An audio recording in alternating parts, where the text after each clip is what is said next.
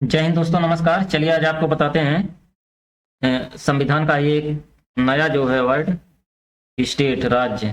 ठीक। उस बताने से पहले एक चीज ध्यान दीजिएगा। जिंदगी को अगर जीना है तो सपने जिंदा रखिए। ठीक। जिंदगी को अगर जीना है तो सपने जिंदा रखिए, हालात चाहे जो भी हो अपने मन को परिंदा रखिए। चलिए दोस्तों, इसी के साथ शुरुआत करते हैं संविधान के एक वर्ड की, जो है जिसका नाम है स्टेट, राज्य। ठीक। चलिए देखते हैं क्या है यह। राज्य किसे कहेंगे? अगर कोई पूछ लिया, आप मान लीजिए रहते हैं, आप जिस राज्य में रहते हैं तो राज्य किसे कहेंगे, या आप जिस जिले में रहते हैं उस जिले को क्या मतलब, उसको कैसे डिफाइन करेंगे, कैसे परिभाषित करेंगे? तो देखिए, राज्य किसे कहते हैं। राज्य के लिए जो है एक क्या होनी चाहिए, जनसंख्या। जहाँ पे जनसंख्या हो, पॉपुलेशन। ठीक। एक तो यह जरूरी है। दूसरे क्या जरूरी है? निश्चित भौगोलिक क्षेत्र, मतलब fixed geographic area. Fixed geographic area, निश्चित भौगोलिक क्षेत्र।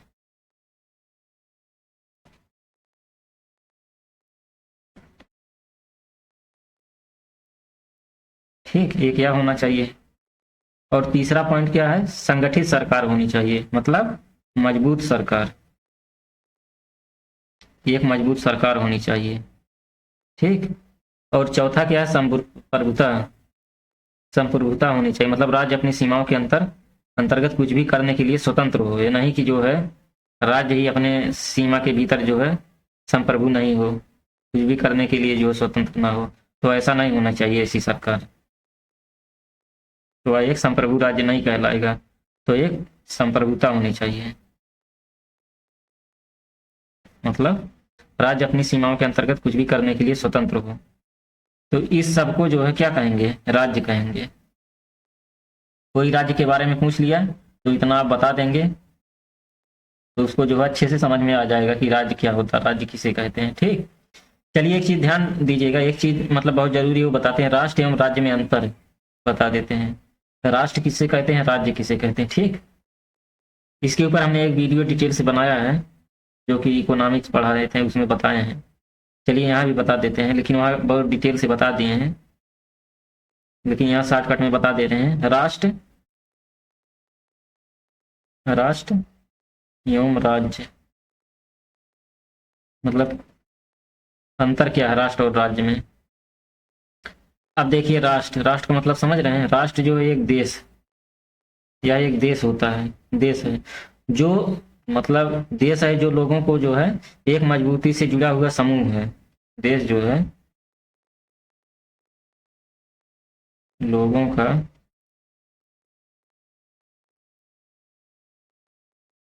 मजबूती से जुड़ा हुआ समूह, जुड़ा हुआ समूह है मजबूती से। ठीक। और एक सांस्कृतिक साझा करता है देश के अंदर। ठीक। और जबकि राज्य जो है, राष्ट्र राज्य भारत के अंदर का राज्य, भारत के अंदर, जैसे यूपी हो गया, एमपी हो गया। ठीक। उत्तराखंड हो गया, बिहार हो गया, बिहार हो गया। ये सब जो क्या है, ये सब राज्य हैं। तो उम्मीद करते हैं राष्ट्र और राज्य जो है अच्छे से समझ में आ गया होगा। ठीक। राज्य एक जो है कानूनी अवधारणा है। राज्य जो है एक कानूनी अवधारणा है, जबकि राष्ट्र एक जो है मानसिक, मानसिक है, काल्पनिक एवं भावनात्मक अवधारणा है। इस जो राष्ट्र है,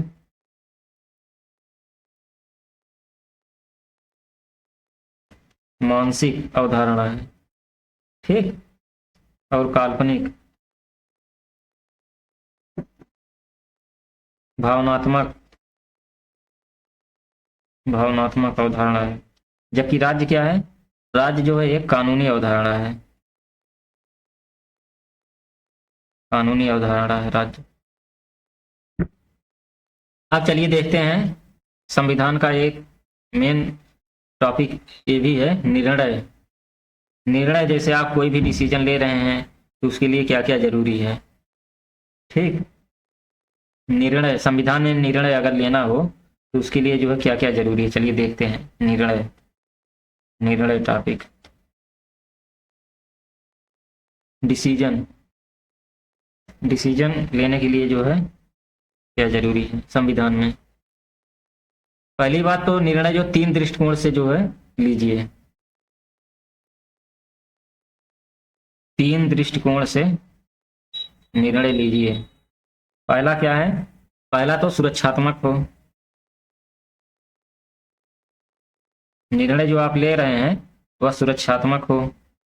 और दूसरा विकासात्मक हो, जो आप निर्णय ले रहे हैं किसी भी चीज के बारे में, जो आप निर्णय ले रहे हैं वो विकासात्मक हो, विनाशात्मक नहीं हो। कहने का मतलब उसमें विकास हो, विनाश ना हो।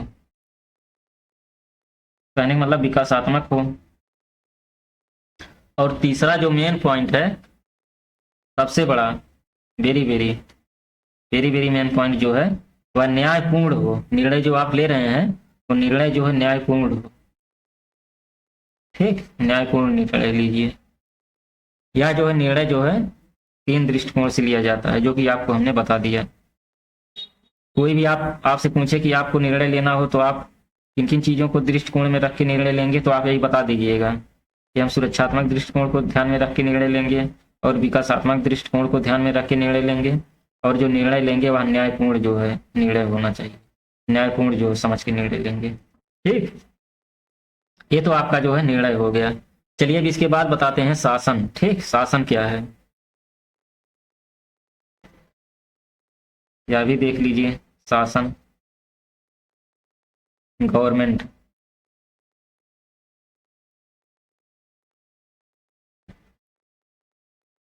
गवर्नमेंट, शासन। चलिए देखते हैं शासन क्या है। शासन का मतलब समझ रहे हैं, या इसका शाब्दिक अर्थ क्या होता है। शासन का मतलब जैसे आज्ञा, ठीक, आज्ञा अथवा आदेश। शासन का मतलब आज्ञा हो गया या आदेश हो गया। जैसे मान लीजिए किसी देश अथवा क्षेत्र में कोई निवास कर रहा है, मान लीजिए नागरिक उस देश या क्षेत्र में निवास कर रहे हैं, तो नागरिकों को जो है शांति एवं व्यवस्थाएं बनाए रखने के लिए बाध्यकारी जो नियम कानून बनाए जाएंगे, नियमों को जो जारी करने की प्रक्रिया होगी वह क्या कहलाएगी, शासन कहलाएगी। तो कहने का मतलब सरकार उनको आदेश देगा, आज्ञा देगा कि आपको ऐसे ही करना है। उसके लिए जो है नागरिकों के लिए जो शांति एवं व्यवस्थाएं बनाए रखने के लिए जो है नियम कानून बनाएगा, बाध्यकारी नियम कानून, तो उसी को क्या कहेंगे, शासन। तो यही है, बहुत ज्यादा कुछ नहीं है शासन में। तो कहने का मतलब शब्दों का अर्थ समझिए, शासन का मतलब क्या होता है। तो शासन समझ में आ गया है। ठीक, उम्मीद करते हैं यहाँ तक जो अच्छे से समझ में आया होगा। चलिए उसके बाद जो शासन समझ लिया, अब उसके बाद चलिए प्रशासन बताते हैं। ठीक, प्रशासन, चलिए यहीं इसे उसे भी बता देते हैं।